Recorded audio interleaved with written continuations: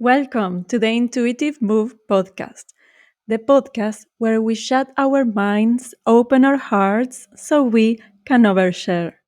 I'm Nadia, and this is your space to drop into your truth, find your inner voice, and laugh at your latest meltdown. Today, we are diving into something I think many of us can relate: perfectionism. You know, that little inner voice that says, hey, you could do better. Or even sometimes, hey, don't even try, you suck. I've been there. From rewriting an email 5 times, which by the way only had 3 sentences, to even getting frustrated because I wasn't good at a new hobby that I started yesterday. So, in this episode, I'm sharing my perfectionism recovery toolkit, which is basically some 6 steps which helped me identify first that I was a perfectionist, and second, I learned how to heal that, at least to a manageable level. Remember, we are not here to be perfect, not even for that. That's why this episode. And the first step is, let's try to understand which type of perfectionism you have. For that, you can Google and there will be thousands of ways of classifying type of perfectionism. But the one that I loved the most was a definition that I found in a book that I read last year, recommended by my therapist. So this book is called The Anxious Perfectionist by Own and Tuogig 2022. So in this book, I loved it so much because it talks about 2 types of perfectionists in practicality, either functional or dysfunctional. For you to understand, there is a part of the perfectionism that is good, actually. So the functional perfectionism is, for example, having high standards that motivate you, but it doesn't really crush you. So it helps you try it better and be good at something. And you can pursue excellence, but mistakes don't destroy your self worth. For example, you learned discipline. For example, I learned project management, and I learned, and that helped me get into a really good job, and then another one, and then another one.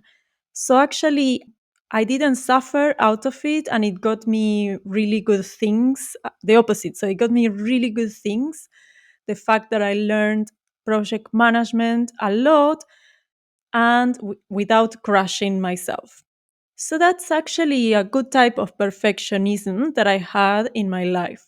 And for example, another type of good perfectionism can be practicing a dance like ballet, how I explained in the last episode, just for the sake of the joy and the flow and the movement, knowing that the progress will be slow because we are grown, but it will be valuable even if I go and I practice in the lesson just for the sake of dancing.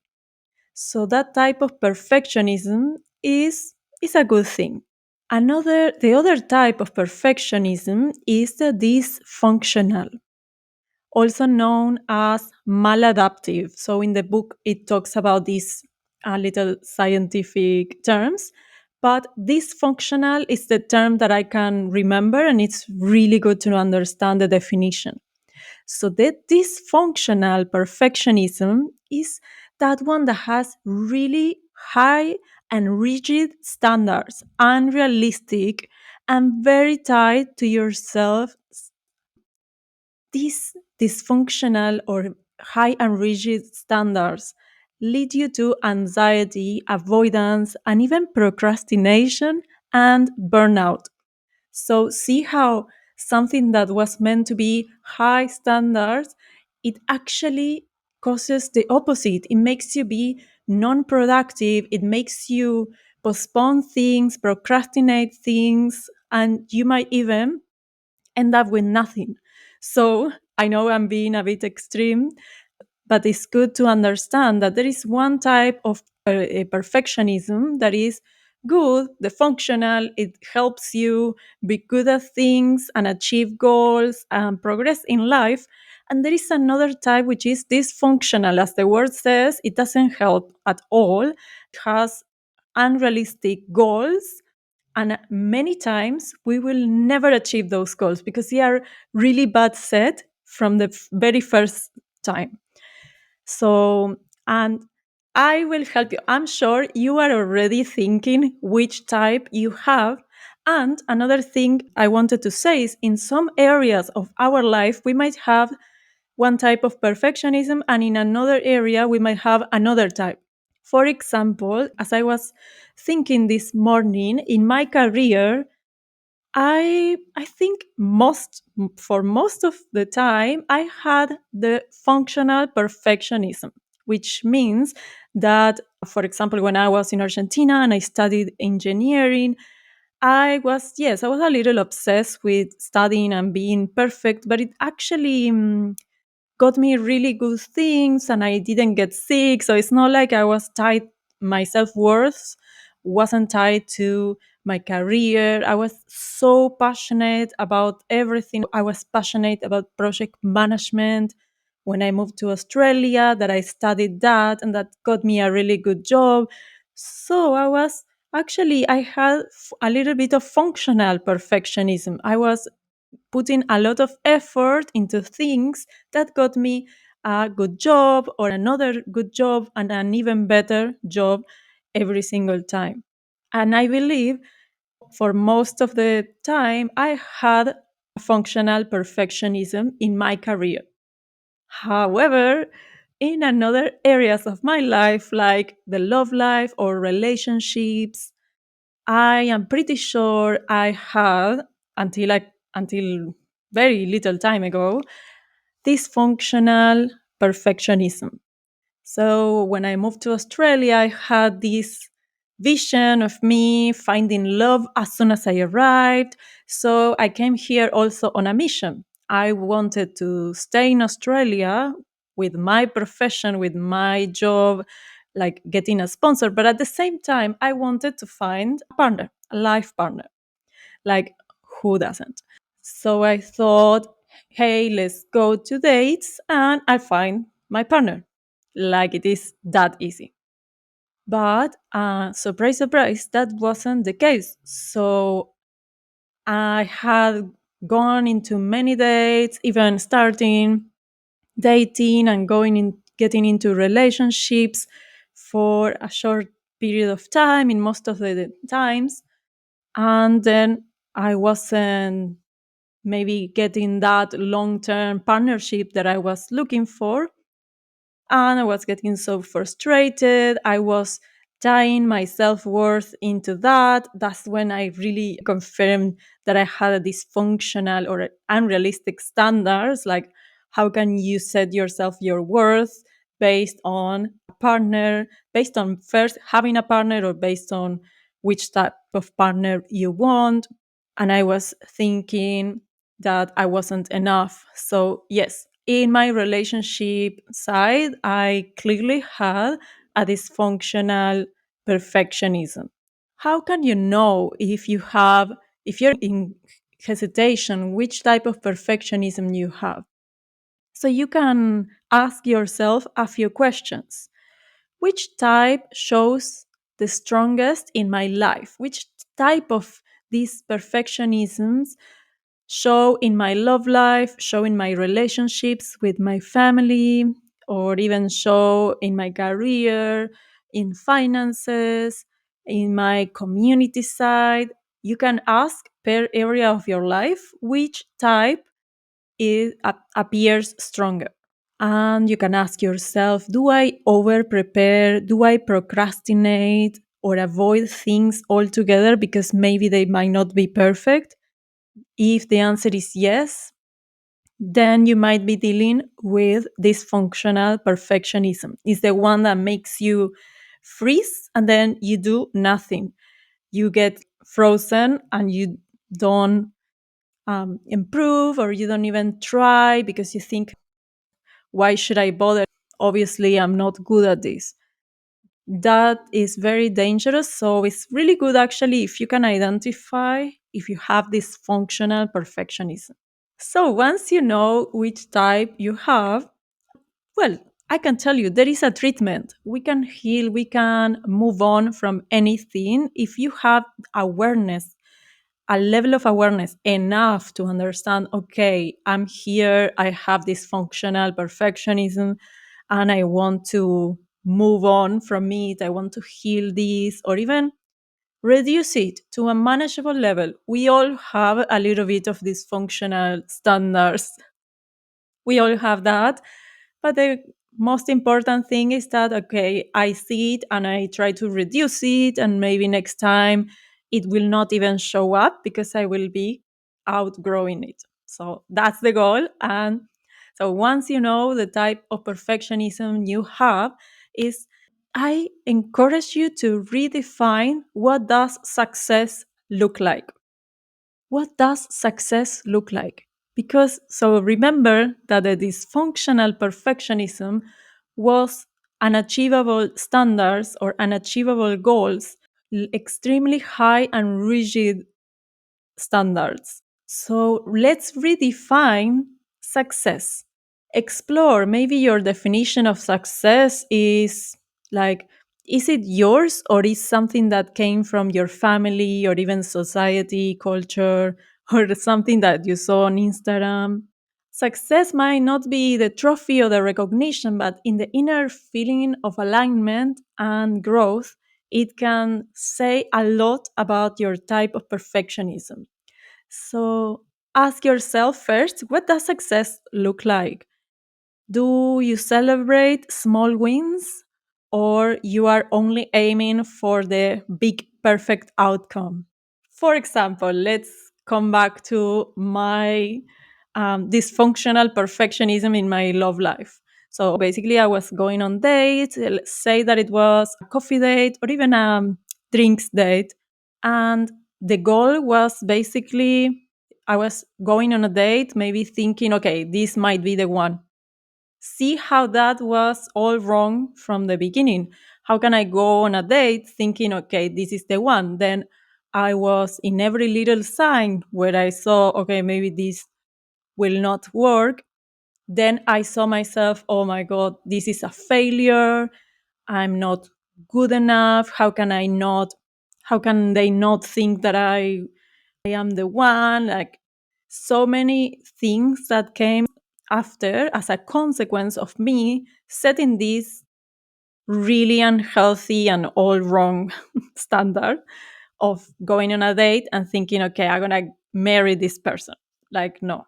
But I know that that happens. And that's why I'm speaking about these things, because in order for us to change something and to heal something, we need to identify it. And so, for example, instead of thinking, okay, I'm going on this date and I'm gonna get married to this person, maybe just think as success you having a good time with that person.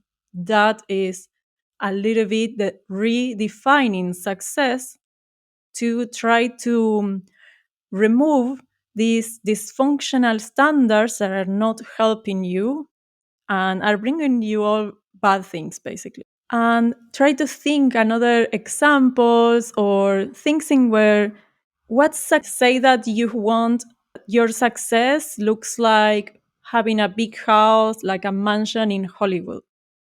Is that achievable? Is that something that you can make it happen in a couple of years? Or is that something that maybe you live in another country? And is that, um, can that objective, can that goal happen within the circumstances that you are right now? So if the answer is no, so many things need to change for me to achieve that, then you might need to redefine success. So that's the first step, and that will clean up a lot of confusion and that will clean up a lot of dysfunctional goals in your life. The other thing that helped me a lot was focusing more in processes and not in result. So, for example, let's go back to my example of functional perfectionism in my career. When I enrolled in the engineering course, I was so obsessed and happy and enjoying every single subject every single day. So I was enjoying the process. I was focused on making friends and improve my maths and physics and all those science and all those skills. I was focused on learning and practicing and being better every single day. But at the same time, I was enjoying the process. So I think that's what saved me from being a dysfunctional perfectionist in that case. I was focused and enjoying the journey. So I encourage you, try to think in some area of your life or in some area where you're thinking, okay, I might be a perfectionist. Can you shift the focus from the result to the process? And for example, coming back to the example of the going on dates. So if I had focused more in the enjoying the moment or having a good time or enjoying the drinks that I was having, even enjoying the company as well. If that was the goal, or if I had put my energy there, probably I would have had a much better time. So if you're having a perfectionism attack, so it might be worth to try to focus on the process. How can you enjoy and even set the goals in the process, not in the result so much? But there are ways of setting goals as result that can be healthy. So let's work on that. So how can you turn more things into experiments rather than pass and fail tests? So that's one thing that you can do. Or where in your life you can celebrate showing up and not just finishing.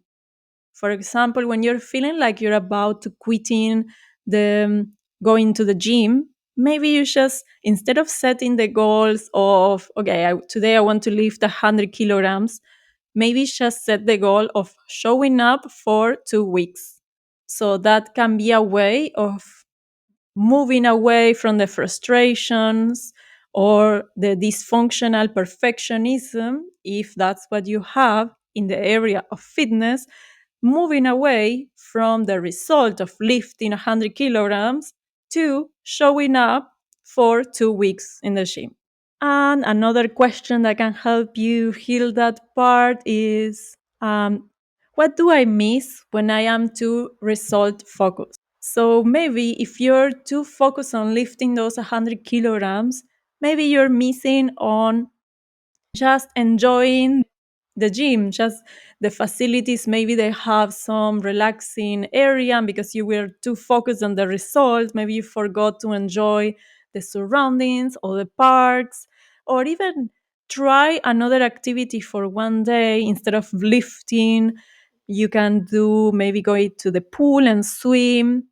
So try to think on enjoying the process instead of too much in the result. But as I said before, there are ways of setting goals with results, in a smart way that are healthy. So we'll try that as well. Now, let's get into setting goals based on what's in your control. So, say that you really want to set goals as achieving something that you really want. That's great. But really, really, really important, please make sure that you set goals from what's in your control. For example, me going on dates and wanting to marry some guy. That wasn't in my control because for you to build a relationship, you need another person as well that wants to do it.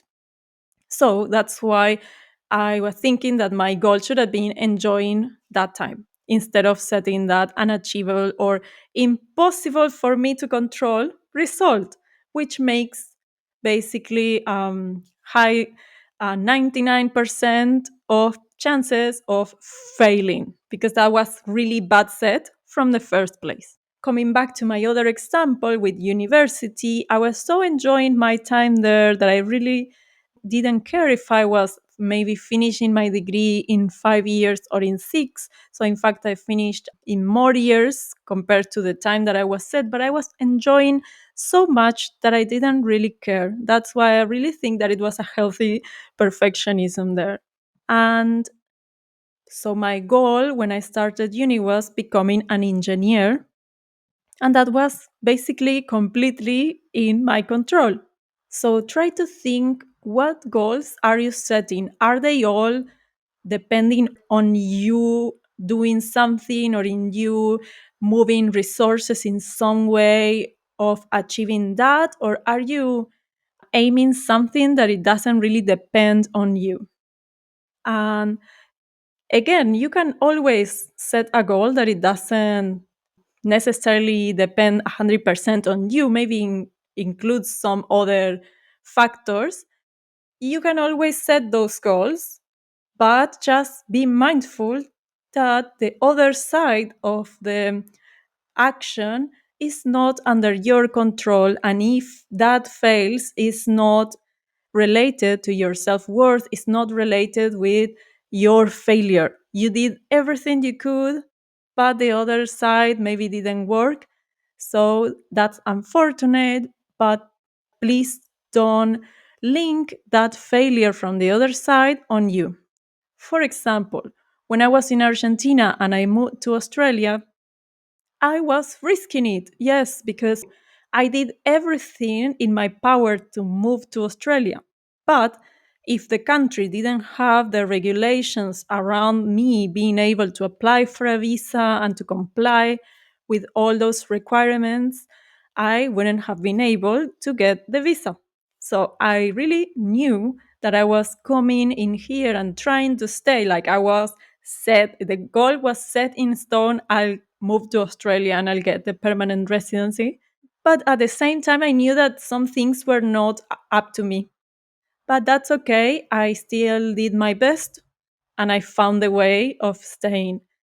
But if I hadn't gotten that visa, that permanent residency, and I had to move back home, if I had a functional perfectionism, I shouldn't have felt frustrated, or maybe my self worth shouldn't have been affected because I did everything in my power. So please be aware of the type of goals you set. If you set some goal that it doesn't depend on you 100%, just be mindful that it might not happen, but that is nothing to do with you. For example, if you have this goal of working for a certain company, so you go to the interview and your goal is getting the job. That's great, but that doesn't depend on you. It depends on the company if they want the type of skills you have. It depends on the company structure if they have this space or this spot for you to prepare and set the limits of your role. It depends on so many other things. So if you set a goal of working for BHF, for example, so be mindful that that's a high risk goal because that's not up to you. In fact, it's more up to them than you. Even if you do a great, flawless interview, it's not up to you. So, how can you change that goal? Instead of working for BHP, sorry, what did I say? The insurance company. Now, say that you want to work for BHP. Instead of saying working for BHP, you can say, I want to work as a project analyst and earn certain amount of money and live and work 5Ks from home. So that's a goal that is all up to you, and you finding the possibilities of, okay, I can apply for this job, but if that doesn't happen, there might be another job and another opening and vacancies around those 5Ks radius. I'm sure there will be other opportunities for you to apply. So the key here is staying flexible. If you set your non-negotiables, then you can set goals, but stay flexible. The more flexible you are, the easier it is to navigate and adapt and set goals that are first up to you, because then once you set a nice, achievable, healthy goal, then you can work for that and you can feel that sense of rewarding and that sense of feeling your purpose, and that you have actually you have that worth. It's stronger. And say that you set the goal of going to the gym for 1 month, like 3 times a week. That is completely up to you. You can go to the gym 3 times a week. Yes, definitely. Fingers crossed you don't get sick, but say that everything goes well and then you feel great, you go to the gym 3 times a week. So I know you might say, oh, this goal is so like weak, like a weak goal. Okay, you can go a little further. But this episode is directed to those perfectionists, for those who have this level of perfectionism that is maybe unhealthy or is bringing them trouble into their lives. So I'm giving you ways of changing that, shifting from that those unachievable standards to goals that are first completely up to you. Secondly, include also the journey and the processes. And thirdly, make your life a much better place. Like it makes you and maybe add value to your life, or even once you set those milestones and once you are achieving them, it makes you so fulfilled and joyful that it makes your life much better. So I invite you to ask some questions. So, what are 3 things that are under my control today? How do I measure success in ways that don't rely on other people's approval? That's a good one. How do I build structure, routines, rituals, some planning that feels supportive and not suffocating? So, let's go to the next tip. So, before we spoke about setting goals from what's on your control, and even before that, we said focus on processes and not in result, and also redefining what success look like. Now, I would love for you to focus on productivity. If you see perfectionism in the way of, okay, I'm not doing anything because if it's not perfect, I want nothing. So that's the extreme of the really dysfunctional perfectionism that even makes you frozen and makes you not progress at all. So if you focus on productivity, you will be able to focus on things like a typical, like a classic phrase is better than, sorry, turn done is better than perfect. So if you focus on contributing, if you focus on things getting done more than things getting done perfectly, you will be able to keep progressing and setting little standards and little stepping stones, little milestones that will give you feedback and give you fuel to keep going. Have you ever heard of this principle? I think it's Pareto who has this 80-20 principle. So the 80-20 rule or principle is that one that says that 20% of the things give you the 80% of the result. So if you focus on 1/5, 20% of the whole work that you have to do, the most important 20%, you will obtain 80% of the result. So you can improve exponentially if you identify those tasks that give you value the most. For example, in my case, I know that I'm highly likely, like my whole day depends on my morning routine. If I have a bad morning routine, I'm having a bad day. And my morning routine is waking up, playing some calming but at the same time uplifting morning music, even hearing some songs in like at the same time calming, but maybe also maybe some manifestation kind of thing, depending on the day. But the most important thing is that I need to have some fruit and I need to have a really nice creamy latte. So I've got my coffee machine, I've got my grinder, and I prepare my whole morning just to sit down with my cup of creamy latte. So everything, I know that that coffee is so important that will give me the 80% of the mood, of my mood or the results for that day. That's why I really put effort in my morning routine, like the music that I want to hear or the meditation that I want to hear, and putting effort in making the cup of coffee that I like, because I know that that's very important and that will give me a lot of results. So I invite you to think in where are those important tasks that are maybe setting my mood in a better way or are really crucial for you to have a good day. Even thinking about work, you can also apply this rule. What are these 20% tasks that give me 80% of the results? So for me, is making sure that I speak, hopefully in person, that I talk to all my main stakeholders for my project. So I focus every single day in having even a 5-minute conversation with each of them. For you, it might mean that the 20% of the most important tasks are being organized and maybe listing the things that you need to do that day. Oh, another one. I really know that I'll have a good day at work when the day before I prepared a list of priorities for the following day. So I really invest this last half an hour at work to list all the things that I need to focus. Maybe it's only 2 or 3 things, maybe it's 10, but I organize the day after based on the day before.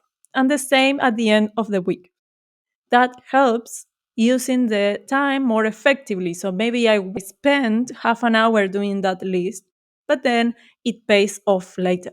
So I invite you to think about this 80-20 rule, which are the 20% of the tasks that give you 80% of the result.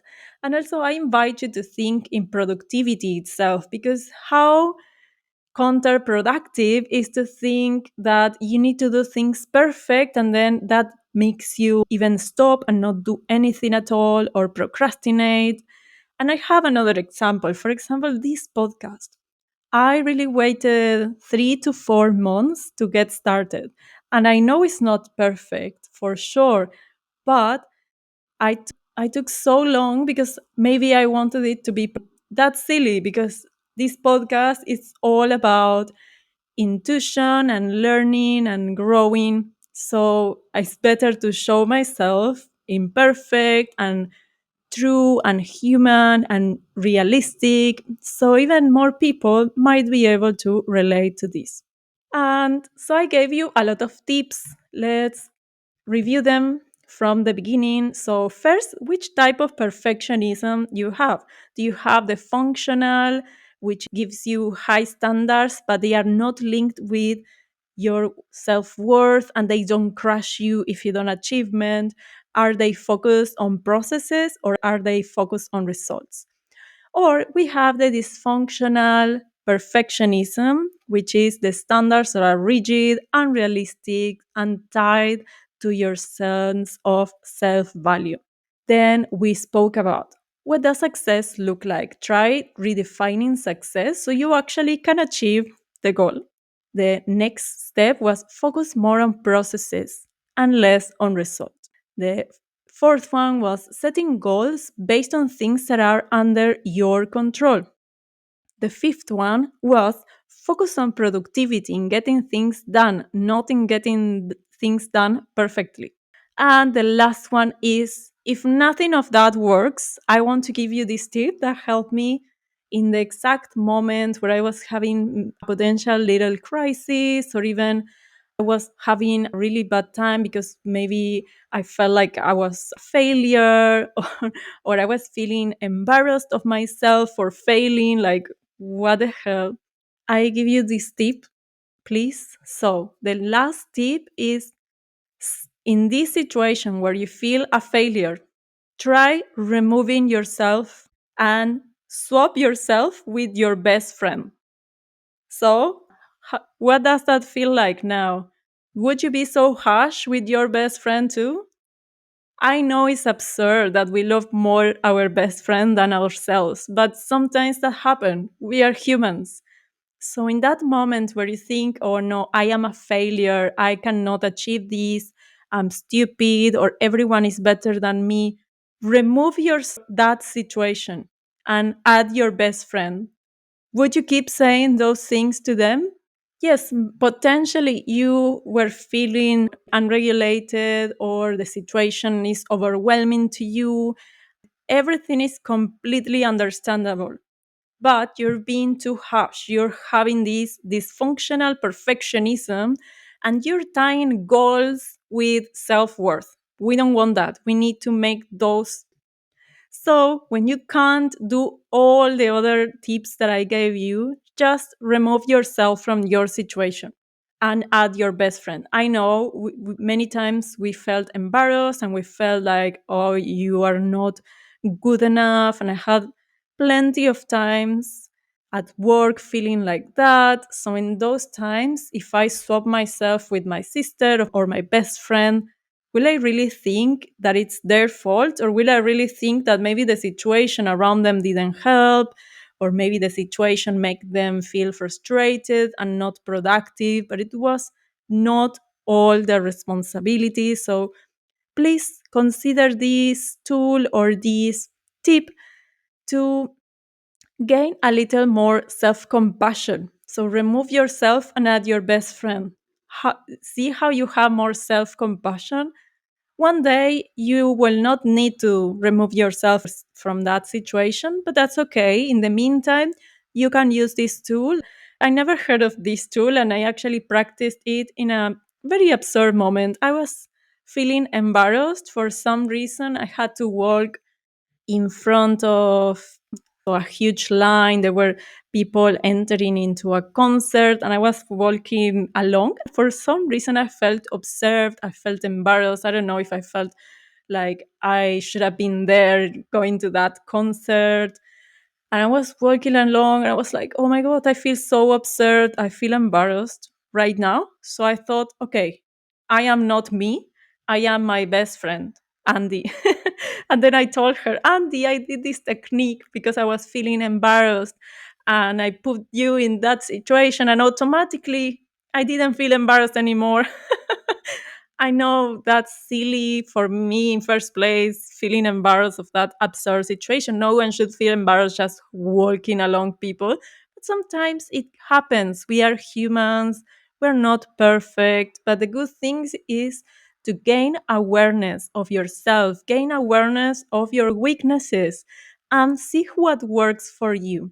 Always connect with your intuition. What feels right, just do it. What doesn't feel right, don't do it. Don't implement anything that doesn't sit right to you. Thank you so much for being with me in this episode. I really enjoyed it, and I hope it helps you to feel less dysfunctional in your perfectionism and also identify some good ways of having perfectionism that helps to build a better life. So remember, done is better than perfect. If you loved today's episode, it will mean the world to me if you could share it with a friend or someone you like. See you next time.